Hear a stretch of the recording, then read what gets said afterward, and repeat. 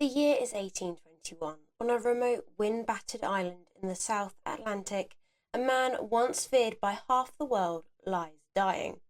His empire is gone, his armies dust, his ambitions legendary, world-shaping, have shriveled to a sickbed in a crumbling house. This man is Napoleon Bonaparte. The official story says he died of stomach cancer, quietly, naturally, forgotten by the world he once conquered. But what if that wasn't the truth? What if the final battle Napoleon fought wasn't against illness, but against murder? Today on Hannah's Royal Mysteries, we pull back the curtain on one of history's most enduring royal conspiracies. Did Napoleon Bonaparte die of natural causes, or was he poisoned?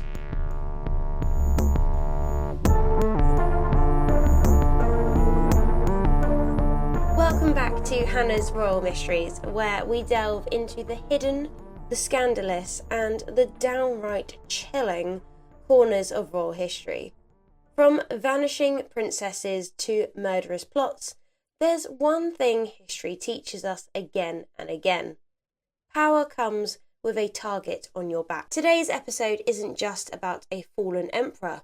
It's about suspicion, betrayal, and the lengths to which powerful people will go to silence a threat, even one languishing on an island thousands of miles from civilization. We'll retrace Napoleon's final years, explore the strange medical evidence, meet the alleged conspirators, and uncover how modern science both fueled and complicated this murder theory. Settle in and keep a close eye on your wine glass, although I'm going for coffee, because it's not even 12 o'clock yet. You never know who might be tampering with it. When Napoleon Bonaparte surrendered to the British in 1815, after his defeat at Waterloo, he expected exile, but not like this.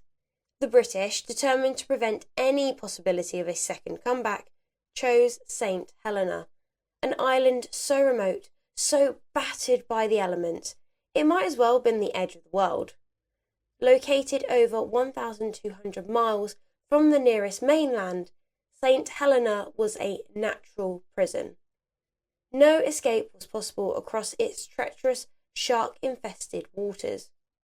For a man who once commanded Europe's destiny, it was a humiliation of epic proportions. Napoleon was housed at Longwood House, a damp, draughty building perched on a windswept plateau.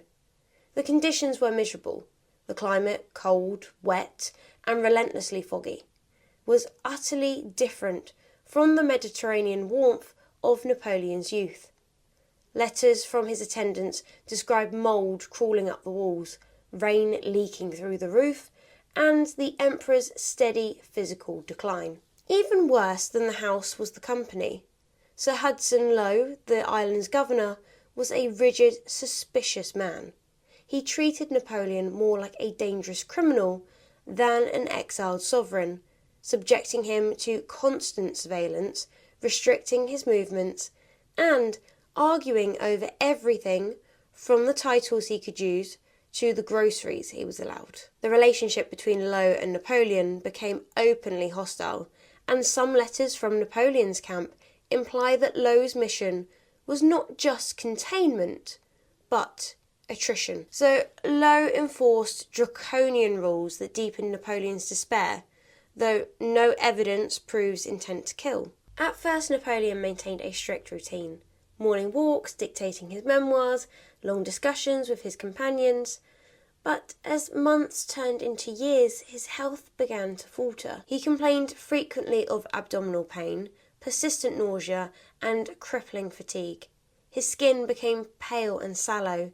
His once robust frame grew thin and frail. By late 1820, it was clear to everyone around him that Napoleon was dying. The British authorities attributed his decline to the damp, unhealthy environment. Napoleon himself, however, reportedly voiced darker suspicions. According to members of his entourage, including his trusted valet Marchand, the emperor suspected he was slowly being poisoned. In his final months, Napoleon's symptoms worsened. he suffered violent vomiting episodes, severe stomach cramps, night sweats, and rapid weight loss. Some days he could barely rise from bed. Others he hallucinated, whispering orders to invisible armies. In May 1829, after weeks of agony, Napoleon Bonaparte died at the age of 51. An autopsy was performed the next day by his personal physician, Dr. Francesco Antonomacci, with British doctors in attendance. The official finding was a perforated stomach ulcer that had evolved into stomach cancer. It seemed open and shut. A tragic but natural death, or so the British hoped the world would believe. But even at the time, not everyone was convinced. Almost immediately, rumours began to swell. Why had the decline been so sudden? Why did arsenic traces in his hair later suggest poisoning? Why did he have arsenic traces in his hair to begin with? And what of the strange tensions between Napoleon's household and the British authorities? Tensions so bitter that some believed Governor Low wanted Napoleon dead.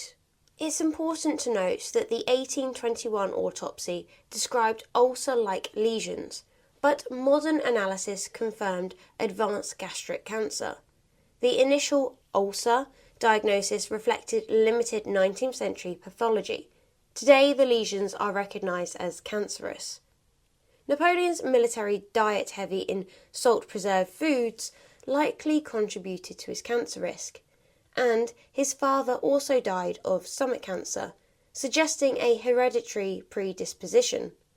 In the decades that followed, speculation only grew, and then, a century later, a startling discovery would reignite the debate and suggest that history might have covered up a royal murder after all.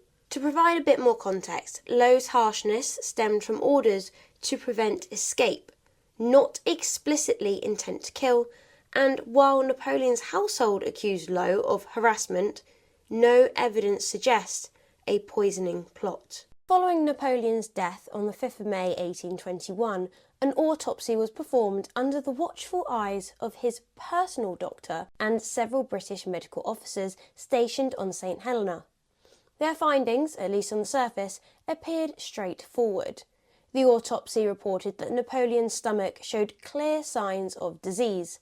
A large ulcer had formed and perforated the stomach wall. The British doctors concluded that he had succumbed to stomach cancer, a condition that, as they pointed out, had allegedly afflicted Napoleon's own father, Carlo Bonaparte. Hereditary factors seemed to seal the case neatly. The British government had every reason to promote a simple narrative. Napoleon died a natural death, safely removed from the political chessboard. After all, the mere rumour of his escape or survival had already stirred dangerous uprisings across Europe. The powers that be needed the world to believe he was gone for good, and preferably gone by natural causes, not martyrdom. Moreover, Napoleon's health had been deteriorating visibly for months. Witnesses described his pallor, swelling in his legs, sudden weight loss, chronic nausea, and crippling pain after eating. All of these symptoms could align with an aggressive form of stomach cancer. The exiled emperor himself seemed to sense his end. In the months before his death, he wrote a will that notably stated, "I die before my time, murdered by the English oligarchy and its assassin."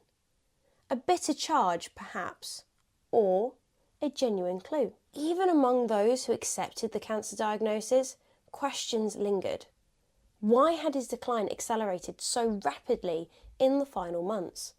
Why did arsenic traces in his hair later spark poisoning theories? Modern pathology confirms advanced gastric cancer, not ulcers. Still, for decades, the official version remained largely unchallenged. Napoleon died a natural death, the story went. A tragic but fitting end for a man who once thought himself master of Europe. But history has a way of refusing to stay silent, and in the 20th century, new scientific discoveries would crack open the coffin of certainty and unleash a storm of suspicion. In 1961, a Swedish dentist and amateur historian, Dr. Sten Forshuv... I have no idea how I'm going to pronounce that. Dr. Sten Forshuv?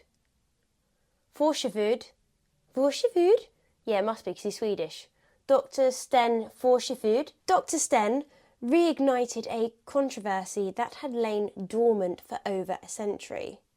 Dr. Sten, a specialist in toxicology, had managed to obtain strands of Napoleon's hair, carefully snipped from his head after death and preserved by loyal followers as relics. Analysing the hair samples using then modern forensic techniques, Dr. Sten made a bombshell discovery: extremely high levels of arsenic. Not a little, but hundreds of times above the normal background level. Arsenic is a potent poison, infamous for its slow, cumulative effects when administered in low doses. It causes gastrointestinal distress, weakness, confusion, hair loss, and eventually death. Arsenic symptoms, nausea, weakness, overlap with cancer, but Napoleon's weight loss and vomiting better match gastric malignancy. Could it be that the emperor had been murdered? Slowly, carefully, over the course of months or even years? Well, arsenic levels were high in Napoleon's hair decades before Saint Helena, suggesting environmental exposure, not murder. The implications were staggering. Arsenic wasn't just a random toxin, it was the historical poison of choice for those looking to commit undetectable murder. It's tasteless, odourless, and virtually impossible to trace with the medical knowledge of the early 19th century. It would have been the perfect weapon for an assassin operating in Napoleon's close quarters. Dr. Sten's theory electrified historians and the public alike, who, if anyone, had the motive and the opportunity to poison Napoleon. Suspicions quickly turned to the people closest to him on Saint Helena.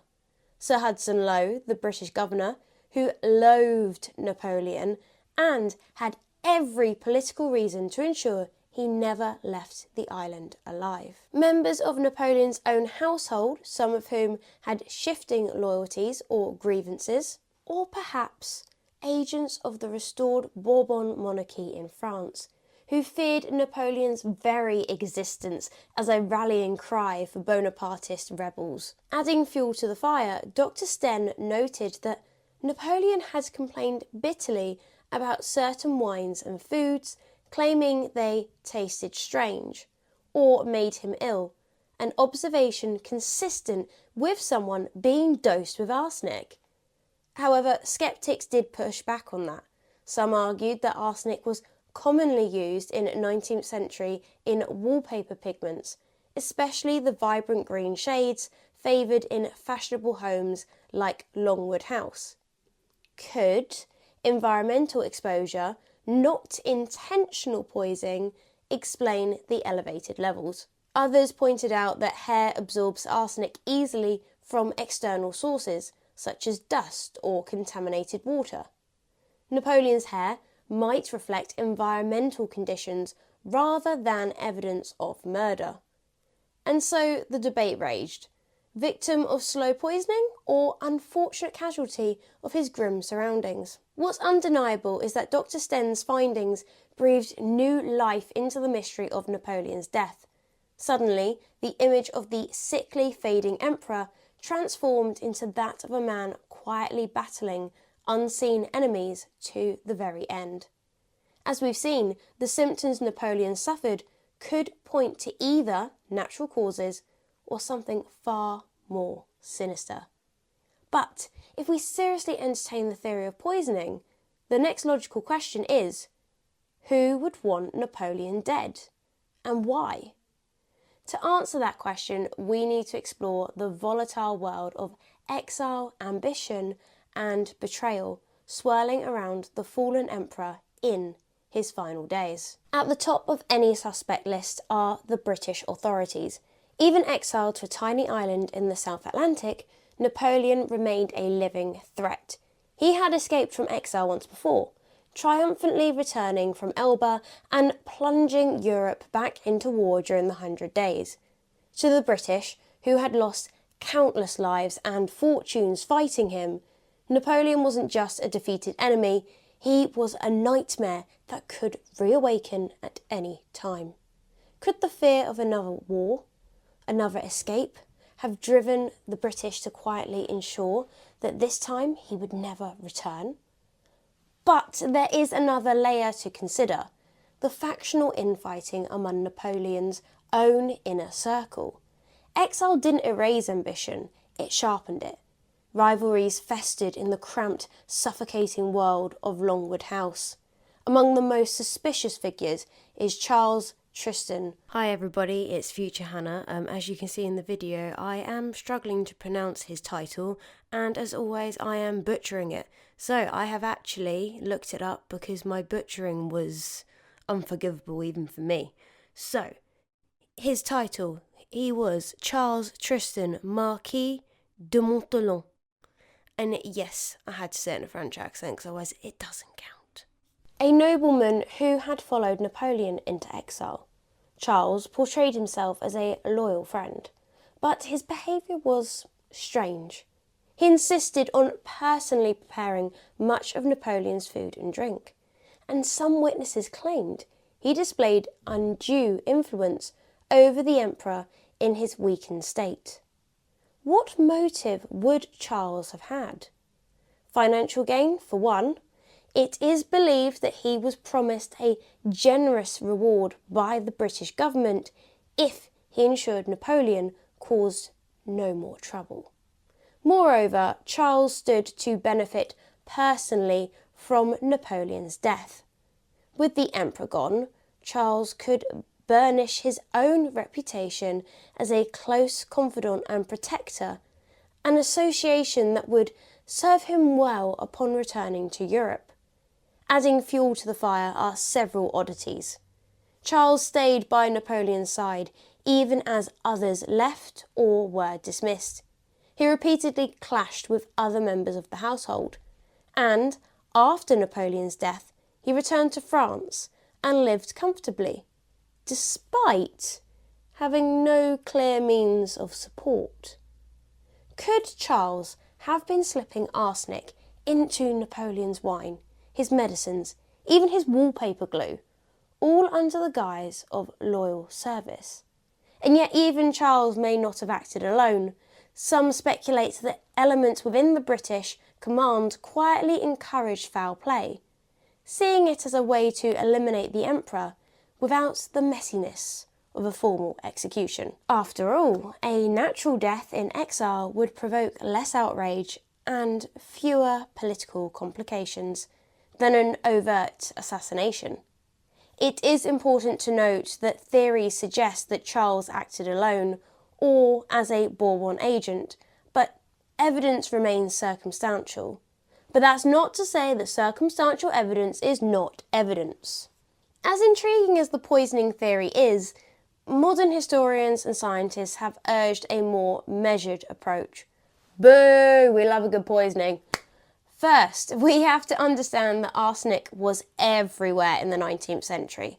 It was used in everything from medicines to cosmetics, from food preservation, yes, that word, to the vibrant green dyes found in wallpaper, and yes, even at Longwood House. Chronic background exposure could easily explain the elevated levels of arsenic found in samples of Napoleon's hair without implying any malicious intent. Then there's the question of symptoms. While Napoleon's illness included vomiting, weakness and abdominal pain, symptoms consistent with arsenic poisoning, they also align neatly with the progression of advanced gastric cancer. His rapid weight loss, his swelling, his bouts of intense stomach pain. They are all textbook signs of disease. Modern re-examinations of the original autopsy performed by French and British doctors shortly after his death adds weight to the natural causes theory. Although medical terminology of the time was rudimentary, their descriptions of large gastric ulcers and significant lesions in the stomach lining point strongly towards cancer. Moreover, DNA studies conducted in the late 20th and early 21st centuries compared arsenic levels across multiple hair samples from different periods of Napoleon's life. These tests revealed that elevated arsenic levels were present even years before his exile to Saint Helena. In other words, he had been exposed to arsenic long before any alleged poisoning plot could have been put into motion. And while the possibility of deliberate poisoning can't be entirely ruled out, especially given the treacherous politics of the time, most experts today lean towards a more mundane, if still tragic, conclusion. Napoleon died of advanced stomach cancer, worsened by harsh living conditions, stress, and primitive medical care.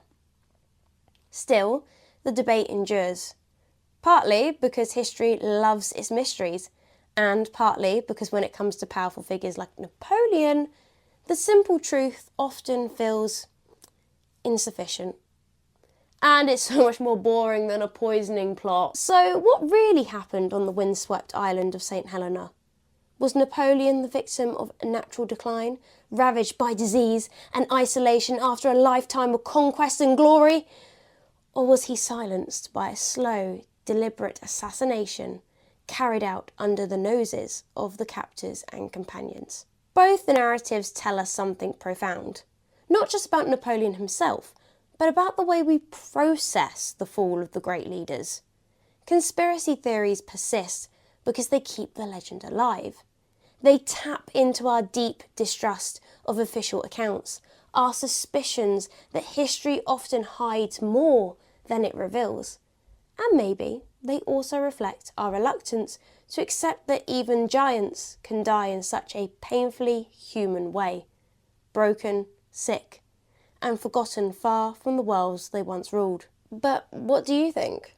Victim of fate or secret assassination cloaked by history? Let me know in the comments and make sure you're subscribed, because next time on Hannah's Royal Mysteries, we'll plunge into another chilling chapter of royal intrigue. I think next time it's Jack the Ripper and was it Prince Albert? I think. But either way, you won't want to miss it, or any of the previous ones that I've done, like the Princes in the Tower. But until then, keep your crowns polished and your secrets